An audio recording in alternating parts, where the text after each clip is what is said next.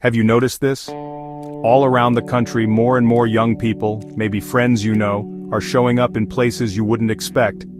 Ancient churches with centuries-old rituals, incense in the air, words that echo back to the earliest days of Christianity. I've been watching this trend, and honestly, it's fascinating. Why are so many young Americans turning to the oldest Christian traditions, Eastern Orthodoxy and Catholicism, at a time when everything else is moving faster and feels more individualistic than ever? Let's dig in. First up, tradition and depth. Our world is obsessed with the new, the now, the next thing. It's easy to feel lost in all that noise. For a lot of us, that's exhausting. Ancient churches offer something different, roots that go all the way back to the apostles. There's a solidity there, a structure and sense of the sacred that feels timeless, not trendy. In a rootless age, some of us are just desperate for roots. Then there's beauty.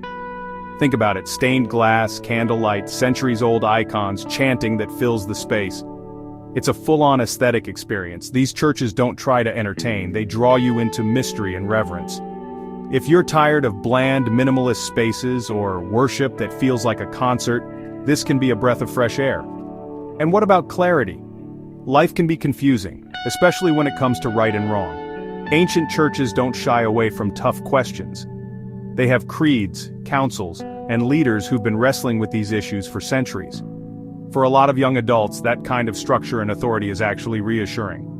But it's not just about following rules. These traditions are packed with intellectual and spiritual depth, philosophers and mystics like Aquinas, the Church Fathers. If you're drawn to ideas and love having your mind stretched, you can spend a lifetime exploring this stuff. Now here's something that might surprise you. For some, joining an ancient church is actually a little rebellious. It's a way to push back against a culture that feels shallow, unstable, and frankly kind of lost. In a world where truth feels slippery, these churches offer something objective. They're like sanctuaries of stability.